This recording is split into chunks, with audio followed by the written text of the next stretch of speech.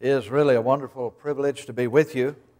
Thank you for the opportunity you give me to come around once a year and tell you a little bit about truth for today and then maybe to preach a sermon.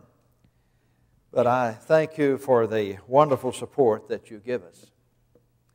I'm going to begin my presentation by mentioning to us that there are only 4 major methods of evangelism. We just got 4. These are the essential methods of evangelism. When you stop and think about it, evangelism is not all that complicated. When you sort of narrow it down to what is really part of evangelism, you just have 4 components. We generally, as we define evangelism, we'll talk about all these different aspects of evangelism that are only supplemental. They are not the basic primary methods of evangelism. What I'd like to do is mention these to you, and then in my presentation about truth for today, I'd like to show you, if I can, the balance that we're trying to maintain with the evangelism we're seeking to do. We need not only balance in our evangelism in the local congregation, but we also need it in our worldwide evangelism as well. What are the 4 primary methods of evangelism? Number 1, there would be the public proclamation of the gospel. I guess it hit its high point in Acts chapter 2 on the day of Pentecost, whenever 3,000 responded to the preaching that Peter did. And then from that time until this, we've continued to preach. Sometimes we'll preach Sunday morning, Sunday night, maybe even on Wednesday night. Then, in addition to that kind of preaching, we'll have preaching in a gospel meeting. God has chosen that through the foolishness of preaching, He would save those that believe. There, in preaching, would be the first primary method of evangelism. Number 2 would be personal evangelism, one-on-one. You can call it whatever you want to. I'm not even offended if you refer to it as counseling. But I want to emphasize that one of the most powerful ways of leading others to Christ is personal evangelism. And you show me a congregation that is doing it. I mean doing it during the week. I'll show you a congregation that most likely is growing. One person talking to another person about Jesus. We call it personal evangelism, but the Bible just calls it preaching. But it's sort of a different kind of preaching. Acts chapter 8, Philip got up into the chariot and preached unto him Jesus. We would call that personal evangelism, one man talking to another man about Jesus. Maybe he was talking to 2 if there was a chariot driver. Otherwise, we've got one man talking to one man about Jesus. Number 3, there would be personal example. Surprisingly so, the New Testament does not say a lot about this. It will refer to it in metaphors. You are the light of the world, the salt of the earth. But whenever it comes down to one person influencing another person by the way he lives, you don't have many passages about that.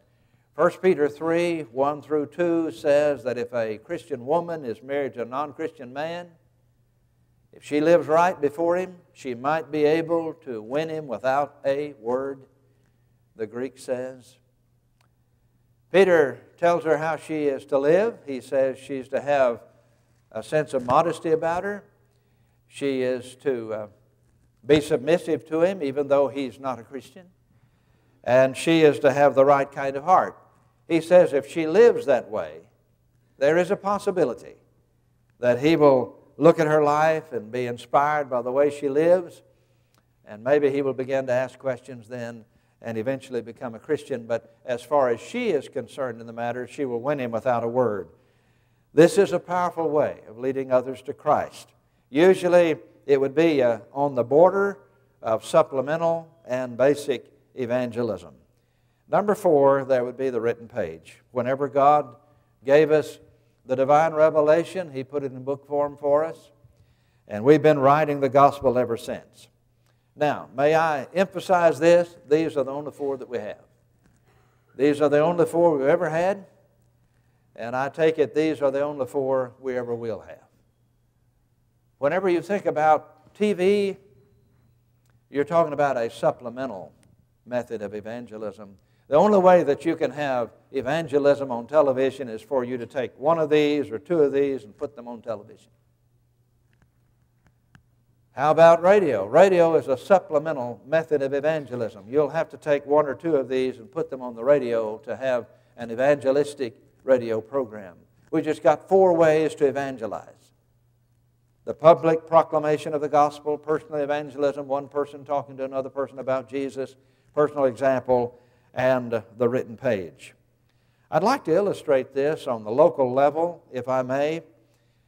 I'm a member of the Chrch in Chrch, Arkansas. We're the 8th largest Church of Christ in America, I believe. At least that's what they said in that book that came out, Churches of Christ in the United States of America.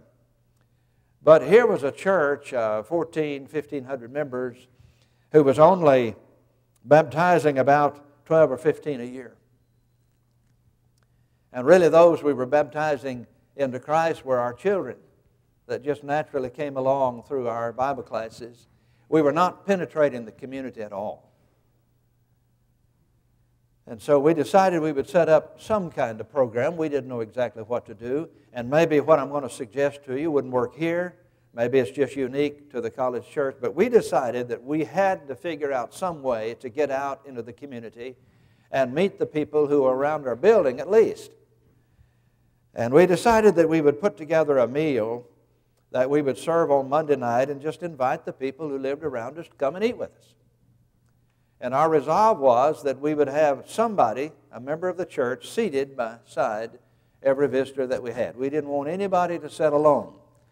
We wanted to sit down with them and eat with them and talk to them, find out a little bit about them, and maybe in time, after we had built a relationship with them, we would set up a Bible study with them. We also resolved that we would not feed them until, first of all, we had preached to them a little bit. Our sermons are short, you understand. Maybe our sermons will only go over about 10 or 15 minutes, but nevertheless, we're going to preach to them first before we serve them the meal. So here's what we have in this setting. We have the preaching of the gospel, the proclamation of the gospel, one of the mighty methods of evangelism. We have one-on-one. As we sit down with them and talk with them, it's one-on-one. One person talking to another person about Jesus, getting to know them, trying to build a relationship with them where in time we can have a Bible study with them. And then, of course, we hand them materials from time to time, trying to utilize the printed page. And we hope that they're able to see our lives and be constrained by our lives to want to become Christians. We will baptize about 1 a week through this method. We didn't know how they would respond to this. Pretty soon we had 40 coming, and then we were up to 75, and then we were up to 100, and then we were up to 125. I think this is when we got up to 125. But we've gone on past that now. We're up to about 150 regularly. And on special occasions, like Father's Day, when we have a Father's Day meal and preach to the fathers a little bit, we may go up to 250. When we have our Christmas meal, when people are in the mood of coming out and eating a meal with us, we may go up to a little over 300. But we've been able to reach a lot of people that way. But you can see the balance that we're trying to maintain. You put all 4 of these methods of evangelism in place, and you make sure that they are being utilized regularly over a long period of time, you're going to see some results. Now, it does take out of your work week. It does take time to do it. And we put about $10,000 into this in the course of the year as we feed all of these people. But they learn to get to know us, they learn to love us, and consequently, whenever they're going to be in the hospital, they tell us about that. We go to the hospital to see them, and we try to continue this relationship that we have with them. Now, that's how we would do it in a local level. I'm just suggesting to us we need a balance in the local work that we do. We need a balance in the evangelism that we're engaging in. They're not coming to us. We're going to have to go get them. We're going to have to set up something that they would be interested in coming to. So we set up the meal. Susan and I were inviting people to come over to our meal and eat with us, and pretty soon it just got to be too much for us. So we asked the elders if we could do this at the college church and just have one big meal and invite all these people to come. And I would go down to the church building at 4 o'clock on Monday evening and call every phone number that I had and invite them to come and eat with us. And then I adopted a street, and at 5 o'clock, Susan and I would go down that street. We went down the same street every Monday night, still do. Know everybody on that street. When they're going to be in the hospital, I go. They know who I am. We've got a man who is just really an alcoholic on that street. He never misses a meal that we have, but he calls me his preacher. I've got to do something about his alcoholism, and I don't know what to do. I've tried everything I know, but maybe we can reach him eventually. Who knows? But you got to try. You got to do the best you can. Now let's move this over to Truth for Today. I'd like to tell you about Truth for Today by trying to share with you the balance that we try to maintain in the work that we do. The first thing I want to mention to you is that we are trying to get materials like this out to the new converts literally around the world and help them to mature in Christ.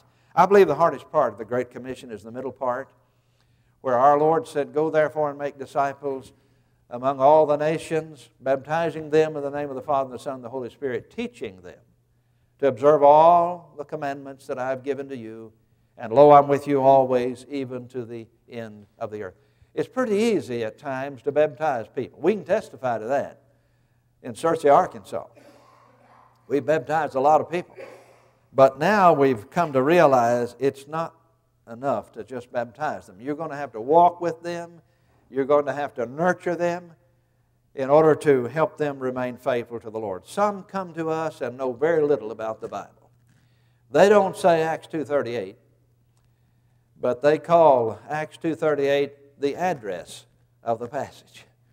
They know nothing about what you and I are talking about when we talk about redemption or reconciliation. They might know a little bit about salvation. So we're going to have to take them from A all the way up the alphabet in order to help them remain faithful.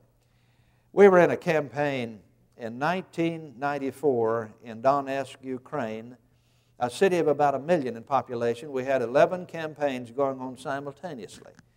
We had 11 different campaign managers, 11 different campaign speakers, and we were doing personal work during the day. We were trying to set the right example before them. We were trying to employ all 4 of these methods of evangelism. And at the end of the 10 days, we had baptized 1,545. It was the largest response that our brotherhood had ever received to any campaign that we had overseas.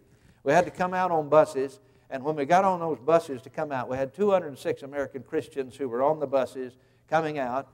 And as we waited for the buses to leave, the new converts had come down to the dock, and they were waving goodbye to us. And everybody on those buses was asking one question: how am I going to get back over here? How am I going to nurture them where they can be strong in the Lord? Susan and I were saying to each other, when we get back to Chrch, Arkansas, we're going to sit down and talk to the staff of Truth for Today and see if we can't translate these materials into Russian and send them out every month. So whenever we arrived in the States, we immediately put together a program by which we would be sending out over 5,000 of these books in Russian every month. We've been doing that since 1994. Some time ago, Eastern European Missions came to us, and they said, "We're moving our headquarters into Donetsk." And I said, "Well, why? So far as I know, you've got good headquarters where you are." And this is what he said. Now, I haven't checked him on this, but he said, "We believe that there are more New Testament Christians in Donetsk, Ukraine, than any other place in Eastern Europe." As I said, I didn't check him out on this. I've not been able to do that. But if he is accurate in what he is saying, I know how they got there. They didn't get there by a group of people running over there and staying 2 weeks and coming home and forgetting about them. They got there by a large number of people going over, and we covered that city as best we could, and then many of these people turned around and started going back as quickly as they could, staying as long as they could. I personally raised the funds for 18 families to stay right after that campaign for 2 to 3 months, nurturing these new converts. And then we started sending out over 5,000 books every month into Donetsk and then out to the other independent states around Donetsk. These went to those who were teaching the Bible classes, to those who were doing the preaching, to those who were trying to mature and get to a point where they could lead others to Christ. We have put a lot of sweat and blood and money into nurturing all of those new converts. We know how they got there. It's hard to help a new convert become a strong Christian, and we've got to work together on it in order to achieve it. We've got some good works among us that are leading a lot of people to Christ, but most of those works do not have any follow-up. So we have become the follow-up program for World Bible School, World English School, Eastern European Missions, and many of the other works that we have that are going on in our brotherhood. We must have follow-up. We've got to have some way to edify these new Christians. There are 3 parts to the Great Commission. And each part begins with the letter E, where you can easily remember them. We have evangelization. We all know about that. We have edification. We know about that. We just don't do a lot of it. And then number 3, we have equipping, where we prepare these new converts to actually be soldiers of the cross, teachers of the Bible, and preachers of the Word of the Lord. To emphasize it, suppose you were a member of this congregation. They don't have a building. As you look at the picture, you're just looking at the congregation. When I drive by, I see the building. I don't see you. You are the congregation. It doesn't make any difference what kind of church building you have. You don't even have to have one. There are parts of the earth where they don't have one. We put so much time and energy into our building, but remember, here is a congregation that has no building, and you either bring your own chair or you'll sit on the ground or sit on a rock. And don't get in your head that we're going to have multiple cups whenever we serve the Lord's Supper. We're not. There'll be one cup going this direction and one cup going this direction. We don't have any songbooks either. The song director will maybe sing a line or two of a song so the congregation is informed as to what they're going to sing, and then they'll all sing from memory. This is just a congregation. That's all it is. What do they need? What do they need? Been established maybe by World Bible School or by a missionary coming through or World English School. What do they need? You know how we Americans are. Our first response is, well, they need a building. No, that's not their first need. Or we might say they need a little bit of money, and I can spare $25 a month to send it to them. They need money. That's not their first need. You know what their first need is? They need edification. And it's really vital. Somebody can come through here and get on the book of Revelation and just divide them almost as quickly as you can bat an eyelid, unless they know the Bible. They want to know Revelation just like you do. They want to know Romans just like you do. But they don't have a way. How are they going to have their Bible class? Well, this man is probably going to take them through one chapter of the Bible, and he will do the best he can with it, even though he doesn't have any books to help him to really understand the chapter that he's going to be teaching. If you lived in Brazil, you had not heard a lot of preaching, not been in Bible classes, and somebody taught you the gospel, and you decided you wanted to rear your little family to be a Christian family, how would you do it? Well, one way you could do it would be by our materials. Here's a brother who's using our materials in Portuguese to teach this lady as she goes through the Bible. We really believe that exposition of Scripture crosses the cultures best. If we send them topical studies of what we're bothered about over here, most likely those do not cross the cultures real well because they don't have those problems over there. But if we can take them through Ephesians or Galatians or Romans or Philippians or even Old Testament books and help them to understand those books, we've really done them a favor. I think we have addressed what our Lord said to do in the Great Commission in the second part. We send these materials out in different languages. It's one thing to send this book out in English, but it's another thing to have this translated and send it out in about 11 to 12 additional languages. I've probably shown you these languages, but I want to show you them again because I'm going to give you a little different slant on it. We can take one of these books and translate it into Mandarin Chinese, and everybody who's literate in China can read it. But it's not that way in India, for example. India utilizes 26 different languages, and we've got to be in 10 of their most prominent languages in order to get the gospel out to the national preachers. But we send it out in Chinese, Indonesian, and Italian. Here would be the Indian languages that we're in: Hindi, Tamil, Telugu, Malayalam, Punjabi, Kannada. And we're working right now on Marathi. We don't have materials going out in this language yet. We do have the money for this. We do have our translators in place. And we're about ready to send some of the materials out. Well, if you took what I've got in the red here and put it on the map of the great nation of India, it would look like this. What you see in the white would be languages that we don't have in place. I've gone ahead and put Marathi in place here. You understand, we have not sent anything out in Marathi yet, but we're almost ready to. We've got that translation center in place. We're getting the materials ready to go. We want to have 3 or 4 different books prepared so that we've got 2 or 3 in line to be sent out. So if something goes wrong with our translator, we're not going to miss a month. But you can see we need Bengali, Nepali, and Urdu.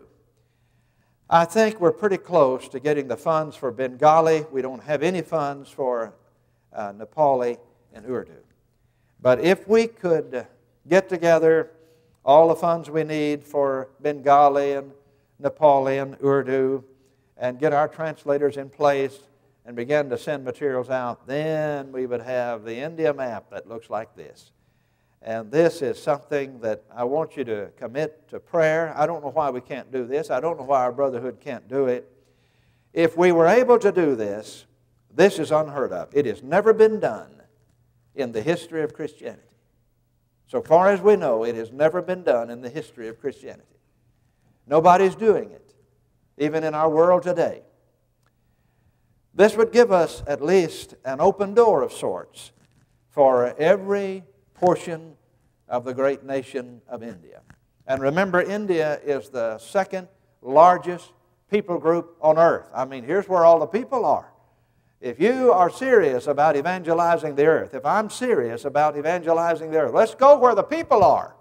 Let's go where all the people are. If they're ready and they're open and we have a door to get in there, let's make sure that we go in.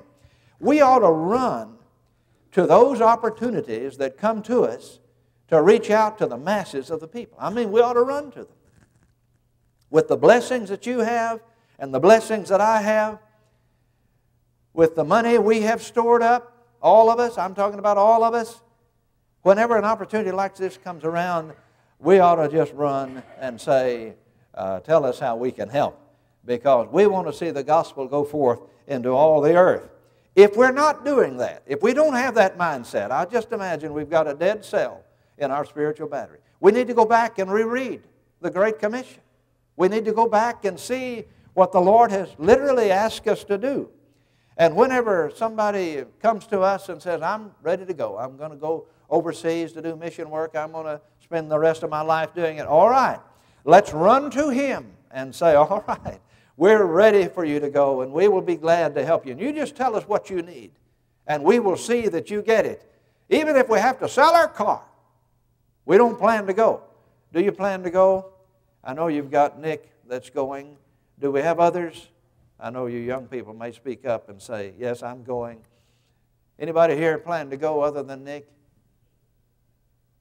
I'm just looking you right in the eye and asking you, do you plan to go? Maybe I've missed somebody, but it looks like I don't see a hand. I can't see real clearly. We don't plan to go, do we?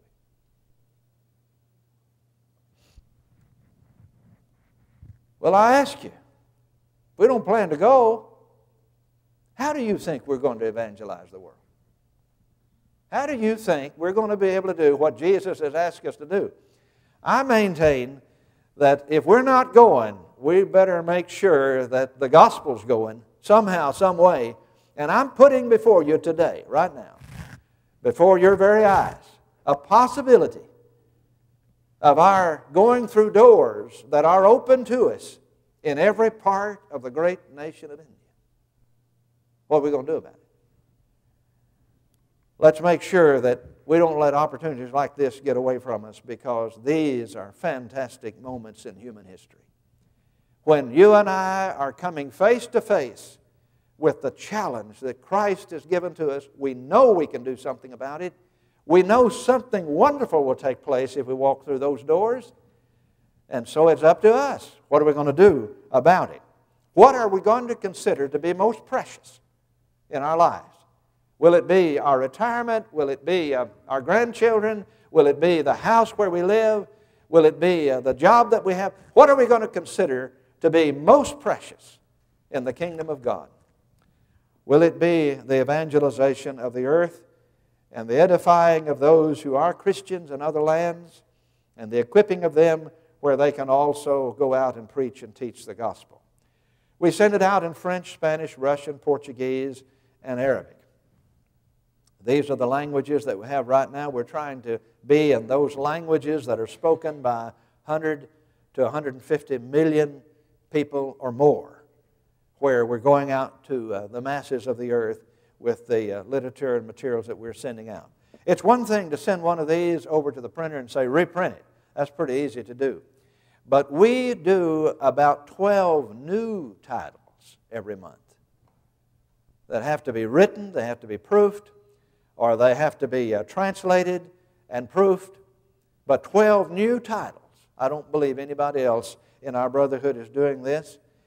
This is a lot of material that's going out, raising the literary line of gospel literature in all the different countries where the materials go. We provide preacher and teacher instruction for thousands of preachers and teachers, assisting them in preaching in their proclamation of the gospel. We mail to 33,000 of them. We're in 146 nations. Roughly speaking, the world is divided up in 146, in 200 nations and territories. And we're in 146 of them. We're not in all of them, of course. But we mail to 33,000 men. I teach at Harding. I've been at Harding for 36 years. I'm going into my 37th year now. Nick has just finished his work over at Harding. We probably have more students than anybody in our brotherhood. I'm not sure of that. Somebody's going to go to the website on their cell phone before I finish, and they're going to check it out and tell me whether or not I'm telling you the truth. I'm trying to tell you the best I know.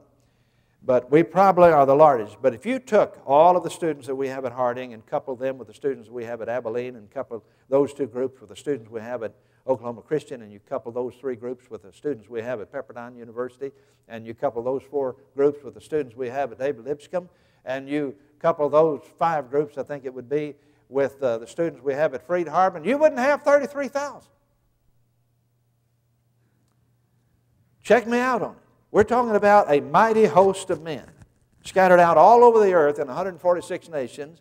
We cannot do for them what Freed Hardman can do for them if they were over there for 4 years, or that we could do with them if they were at Chrch for 4 years. But we're able to get them 12 courses a year. That's better than nothing. We don't want to bring them over here. We want them to stay where they are and preach to their own people in their own language, and we'll try to give them as much education in the Scriptures as we can with the funds that we have and with the time that God is allotting us. Some of these 33,000 are potential, and many of them are actual preachers and teachers. Some of them are in schools, and these schools have asked for our materials to be sent to them where we can help them in their preaching. The 33,000 are scattered out in about 80% of the populated land area of the world. Now, there are some areas that we don't count. This area up here has no population up there. Can you see that? They have no population up there, so we don't count it. So, as you think about the populated land area of the world, we're in about 80%. You can see where we're the weakest. Right there in the middle, the upper part of Africa would be the Middle East. And they are hostile to gospel preaching. We have not done a lot of gospel preaching there. And consequently, we don't have many Christians to whom we can mail. We do mail to some. about 1,000 scattered out through about 9 of those nations. But we don't hear a lot from them. I think they read the materials we send them in secrecy, where they will not be put into prison or harmed in some way. We provide the curriculum for about 100 of our preacher schools. If our preaching schools know about us, they will ask for the material.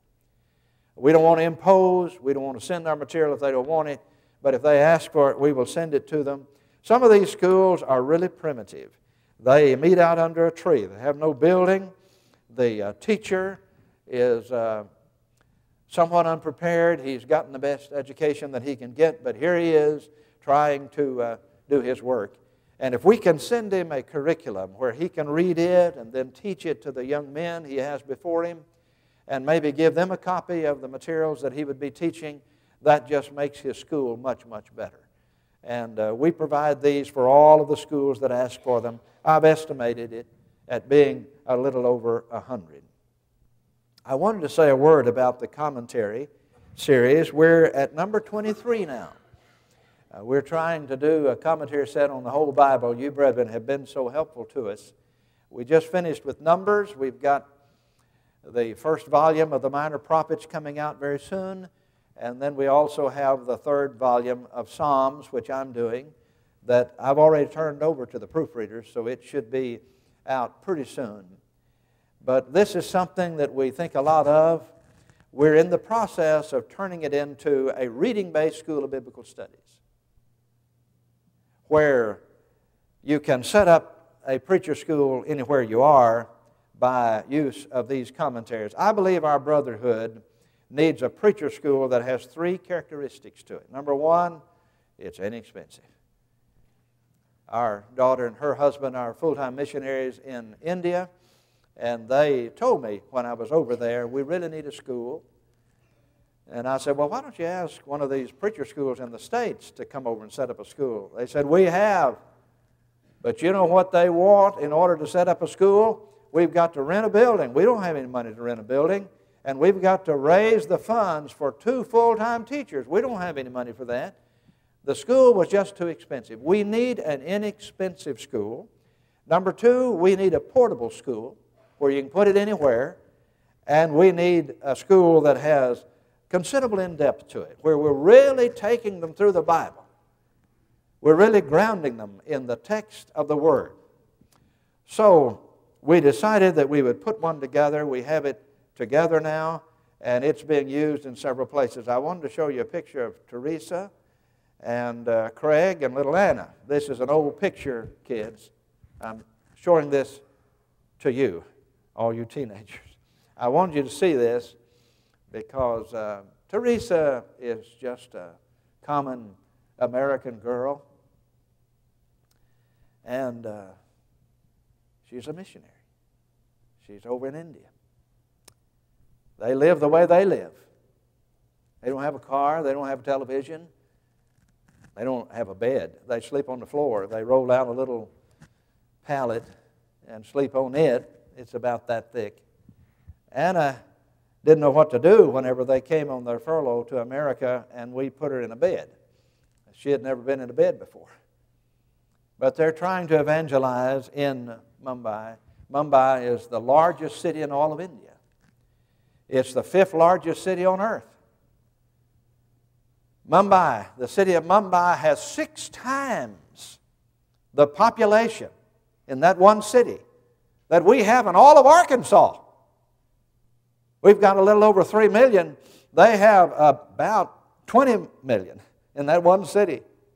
There they are. Well, this is an old picture, so I'm going to update it. This is a little bit later on. Anna is about a year at this point, maybe a little over a year. This is the way they would look now. Anna is 4, and they've had another little boy, Jay. But when we were over there at the beginning of last summer, Craig said, we need a school. I said, okay, let's try this reading-based school of biblical studies. Let's put it in place, see how it works. So he had a meal. We invited all of the young men to come in, and we challenged them. We said, nobody gets paid for this. You'll have to claim it. You'll have to identify a dean. You'll have to identify a board. We will put you on scholarship, but the scholarship will only involve us sending you the books free. But you will have to maintain a C on all the tests that you take. They're already online for you to continue the scholarship.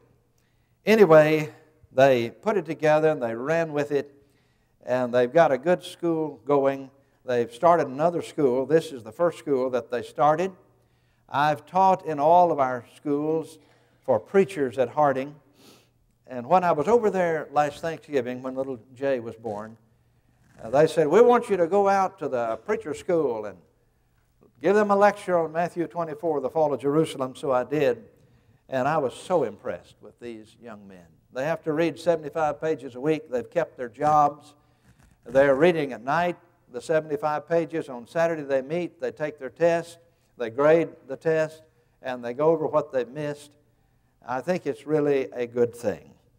And we're hoping that there will be other schools like this set up in many other places around the world. I happened to be there on the occasion when they got their next book. And it was just a wonderful thing for them. We provide a teaching tool for hundreds and thousands of those who are seeking to win others to Christ. It's this book right here. This is the French edition. It has a New Testament in it. As you know, you've seen it before. The American edition is entitled Into the Abundant Life, but it has a whole New Testament in it. About 300 pages, in addition to the New Testament, serves as the teacher. And it guides them through the New Testament, telling them about the way of salvation and how to be the Lord's church. Even tells them how to make unleavened bread, where they can observe the Lord's Supper whenever they get started. But here's a copy of it, picture of it, 512 pages. We can publish it for 97 cents if we publish about 100,000 copies of it. We'll have to publish about 100,000 copies overseas. That's good because it doesn't cost us that much to get it out to the people if it's printed over there. If you print it here, you've got to get it over there somehow or other. But I think this is really a good thing. This is to the national preacher what the Jewel Miller film strip was to the American preacher and the American Bible class teacher back a few years ago. It's a tool that he uses in the preaching that he does, in the teaching that he does. How would you like to live in this world and be about 80 years of age and you've never seen a Bible? You've never been able to hold one in your hand. You've never been able to read it. When we give a Bible to somebody, we call it a Bible. It's just a New Testament, you understand.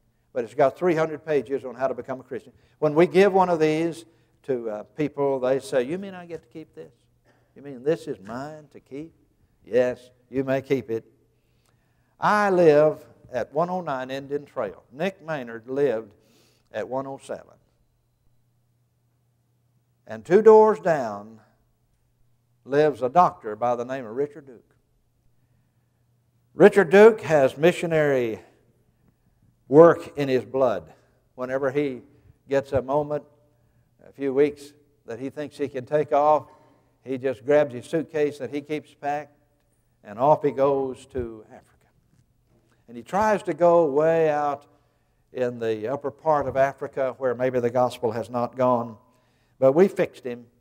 He went way up into some village, and he was talking to the people about Christ, and they said, well, we know about Christ. You do? Why, we even have a church here. He said, what kind of church? And they said, we have a Church of Christ here. And we've built our own building. We've got our little building. It was made out of sticks and stones, but they had a building. He said, I've got to see your building. And so they took him over to the building.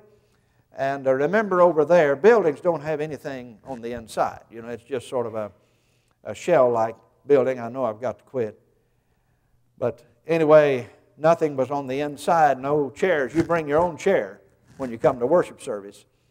And they took him inside this building. Here was this room, empty room. And he looked over next to the wall, and there was a table over there that had something on it. And he went over there, and there was a Bible that was just worn out. I mean, it had been worn from cover to cover. And then there was a copy of this book. The front cover was gone, and maybe a couple of other pages. You can just see the table of contents. But this is how to become a faithful Christian. We don't know how they got it. Saul asked me as I was reporting to the elders before Bible class, how many are led to Christ through truth for today, and I had to tell him there's no way of knowing. We have no way of calculating that kind of thing. But here was one book that got way up to this village. And one man read it, and then he gave it to another man and said, you read this, and he read it, and then he gave it to another man, and he read it, and before long, there were several in that little village who had come to the knowledge of the truth, and they had decided to baptize each other. One man baptized another man, and then that man who had just been baptized turned around and baptized him. Both of them baptized each other for the remission of sins. And then they went on and baptized others, and they built this little building, and they meet on Sunday and partake of the Lord's Supper. These people have brought their own chairs. You can see their little table that they have there for the, pardon me to turn around here, sorry. I tell my preaching students, never turn your back on the congregation, but maybe it'll be all right in view of mission work. But anyway, here they are meeting and trying to be the Lord's church. So many wonderful things can happen. You and I need to believe together and stand together and work together. And oh, how heaven wants the gospel to go out into all the earth. Every man, woman, and boy and girl have an opportunity to hear the gospel. Our children need to go. Some of you young people, you need to go. We won't go, but you young people will go. I've been around you long enough to know that many of our young people, they're just going to do what we teach them to do.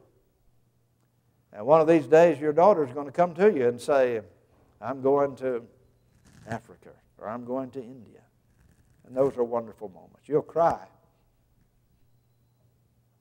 but you're glad. You're happy.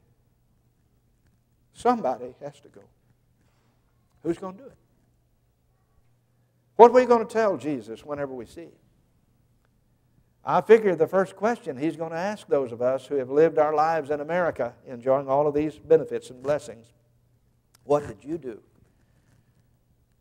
about my Great Commission? You know why I let you live in America. I let you live there because I just knew that you would carry out my Great Commission. You would use the funds that you had coming into you. You know, the piles and piles of funds coming into you. You would use that to send people or to help people who wanted to go and evangelize. What are we going to tell him if we don't do our very best at this? Thank you for listening to